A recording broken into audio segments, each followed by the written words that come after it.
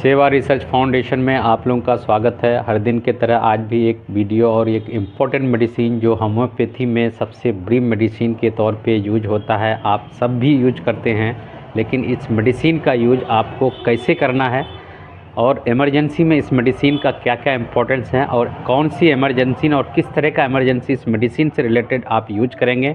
अगर आप हमें फेसबुक पे देख रहे हैं तो हमारे पेज को लाइक और सब्सक्राइब कर सकते हैं।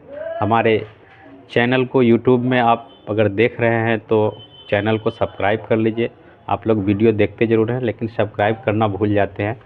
आप सब्सक्राइब कीजिए ताकि हमें भी इंटरेस्ट आए कि कुछ काम करें। तो आज हम जिस मेडिसिन के बारे में बात करेंगे उस मेडिसिन का नाम है इकोनाइट। अब इकोनाइट मेडिसिन हेमोपैथी में सबसे पहले नंबर पे आती है। अब इस मेडिसिन का अगर आपके पास कोई भी पेशेंट आता है, चाहे वो उसको कोई भी प्रॉब्लम हो, यहाँ तक कि अगर उसको हार्ट का भी प्रॉब्लम हो और एग्जाइटी है, उसको रेस्टलेस है, तो इस मेडिसिन का आप यूज कर सकते हैं। इन केस हमारे पास एक बच्चा आया परसों, उस बच्चा को पेशाब करते समय बहुत ज़्यादा बर्निंग सेंसेशन होता था और पूरा स्किन जो है ना एरप्शन हो चुका था और उसको बर्निंग इस यहाँ पे उसको बर्न हो चुका था, जल चुका था वो। हमने उसी तरह से नक्स वोमिका का यूज किया, उसके बाद हमने बेसिलिनम दी, उसके बाद इकोनाइट जो हमारे पास पोटेंसी पड़ी थी उस पोटेंसी को ही हमने रिपीटेड डोजेस 2 डोजेस दी और 10 से 15 मिनट के बाद उस पेशाब किया और उस समय पेशाब बिल्कुल उसका नॉर्मल था, उसको रोना वोना भी नहीं आया और जो उसकी स्किन पे जो इरेक्शन पड़ा था आधे घंटे के अंदर मरना शुरू हो गया। ये इकोनाइट की कमाल है। तो हेमोपैथी में इकोनाइट का आप इमरजेंसी में किस तरह यूज करते हैं। मान लिया कोई पेन का पेशेंट आता है, चाहे वो रोमाटिज्म हो, आर्थराइटिस हो, या फिर किडनी पेन हो, या फिर जॉइंट पेन हो, या फिर सर का पेन हो, किसी भी दर्द को लेके आता है, आप नक्स वोमिका के बाद एंटीमाइजेमेटिक मेडिसिन यूज कीजिए। उसके बड़े डोज, बड़े अगर आदमी है बहुत पुराना दर्द है तो बड़े डोजेस को यूज कीजिए और रिपीटेड कीजिए। आप 10-15 मिनट के बाद रिपीट कीजिए। राइट मेडिसिन है जो उसको जितना भी प्रॉब्लम होगा वो सारी प्रॉब्लम उस कुछ देर के लिए तो रिलीफ कर देगा। ये इकोनाइट है। दूसरा, अब अगर बच्चों में फीवर होता है तो सबसे पहले इकोनाइट को ही ध्यान जाए। इसमें ऐसा नहीं है कि समर में होगा तो देंगे, तो फिर विंटर में होगा तो देंगे, या कूल हो गया तो देंगे, अचानक कुछ हो गया तो नहीं। कोई भी इन्फ्लामेशन डिजीज़ होता है, अगर इनिशियल स्टेज में चाहे किसी तरह का भी इन्फ्लामेशन हो, आइज़ का इन्फ्लामेशन हो, बेलाडोना के साथ दीजिए, ज़बरदस्त रिजल्ट देगा आपको मुश्किल से 10 से 15 घंटा में आँख का कोई भी चीज़ को क्योर कर देगा वो, अगर इन्फ्लामेशन है। अगर उसको किडनी में इन्फ्लामेशन है आप इकोनाइट को दीजिए, उसको भी ये कर देगा। आप लीवर में इन्फ्लामेशन है, फीवर है, थायराइड में, थ्रोट में है, आपको गले में उसको इन्फ्लामेशन है, बुखार है उसको, अगर एक्यूट कंडीशन में है आप रिपीटेड डोज उसके साथ 2 और मेडिसिन बनती है, आर्निका भी आप उसके साथ दे सकते हैं, बेलाडोना भी सकते हैं। अल्टरनेट आपको दीजिए, 1 घंटा हो जाएगा आपको उसका बुखार एकदम, 1 घंटा के बाद वो बेटर फील करेगा। तो ये इकोनाइट है। दूसरी इकोनाइट को अब मान लिया बच्चा पेशाब करते समय, हम बताया आप पेशाब में भी उसको यूज कर सकते हैं।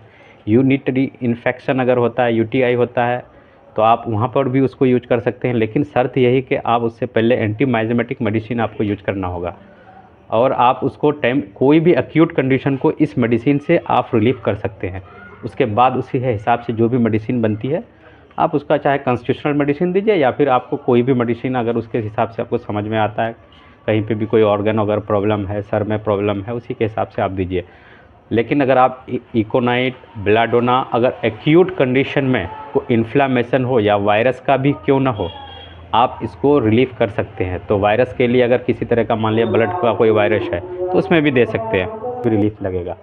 अब उसको ख़त्म करने के लिए कुछ और मेडिसिन आती होगी, वो उसके लिए हम अलग से बात करेंगे। लेकिन हम एक जो इमरजेंसी या फिर एक्यूट कंडीशन को कैसे हम इसी मेडिसिन से निकालें, तो आप अगर इस मेडिसिन का यूज करते हैं तो 80% आपको इमरजेंसी इससे निकाल देगी, चाहे वो किसी तरह का भी इमरजेंसी हो। और एक्यूट केसेस का मतलब ही होता है इन्फ्लामेशन और सॉइलिंग, पेन, ये 3 चीज़ खासियत होती है एक्यूट का। या तो पेन होगा, या तो इन्फ्लामेशन होगा, या फिर सॉइलिंग होगा, या फिर रेस्टलेस होगा, ये है एक्यूट कंडीशन। और ये सारे मेडिसिन, ये सारे सिम्टम इस मेडिसिन के लिए बहुत ही फिट बैठती है। आप यूज कीजिए कभी, उसके बाद हमको कमेंट कीजिएगा इस वीडियो में कि इकोनाइट के, हाँ, रिपीटेड डोज आपको देना है। जैसे विलियम बोरी साहब बच्चों के सिलसिले से इस मेडिसिन के बारे में लिखते हैं कि बच्चों का कोई भी अक्यूट कंडीशन हो, आप इस चीज़ का अगर आप मान लिए ब्रोंकाइटिस है, ब्रोंकाइनल है, अस्थमा है, उसमें भी आप इसको अगर रिपीटेड डोज करते हैं, लेकिन शर्त यह है कि एंटी माइजेमेटिक आपको यूज करना होगा।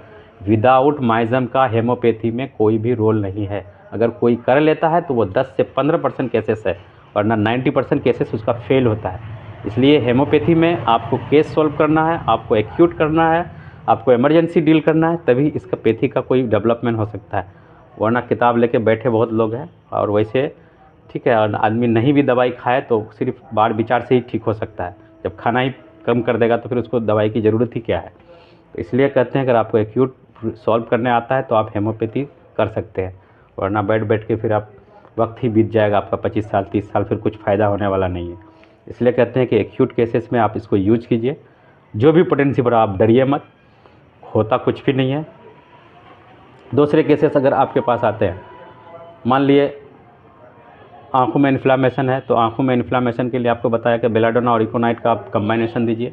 कम्बाइनेशन मतलब एक साथ मिला के नहीं कहते हम, अलग अलग दीजिए। 2-4 डोज या फिर 2-4 5 या 10 डोज भी दे सकते हैं आप, जो भी छोटा पोटेंसी हो उसमें भी ये काम कर जाएगा। दूसरा मेडिसिन का है, मान लिए खास के बच्चों में तो इसका तो इतना इफेक्ट है कि आप बिलीव नहीं कीजिएगा। छोटा पोटेंसी में, अब बड़े लोग आते हैं तो उसको बड़ा पोटेंसी ही यूज कीजिए उसके हिसाब से, क्योंकि वो क्वालिफाइड डॉक्टर जो प्रैक्टिशनर है हेमोपैथी उसके ऊपर डिपेंड करता है। अब दूसरे केसेस आपको हम बताएंगे। जैसे आपके पास एक केस आ गया, सर दर्द है ना, सर दर्द है, इन्फ्लामेशन है, या फिर गैस्ट्रिक की वजह से भी हो सकता है, क्योंकि इसका काम एसोफेगस में भी होता है ना। एच पाइलोरी बैक्टीरिया को कुछ देरों के लिए तो रोकता है ये, इतना तो है। फिर उसके बाद उसका टेस्ट आएगा तो उसी हिसाब से आप देख लीजिएगा। यूरिन में बर्निंग सेंसेशन है, ज़रूरी नहीं है कि आपको कैंथेरिस है, टेरेबेंथीनिया है, क्विस्टिनिनम है, उसके तरफ जाने की ज़रूरत नहीं। आपके पास इकोनाइट पड़ा है, आप एंटीमाइजेमेटिक कीजिए और इकोनाइट को रिपीटेड डोज दीजिए, आपको सारा चीज़ दिखेगा। ये है यूटीआई का केस आता है, सेम उसी तरह से आप कीजिए। उसके बाद अगर आपको कोई मेडिसिन कहीं पे पेन है, जॉइंट पेन है ना, आप इकोनाइट की बड़ी डोजेस आप दीजिए।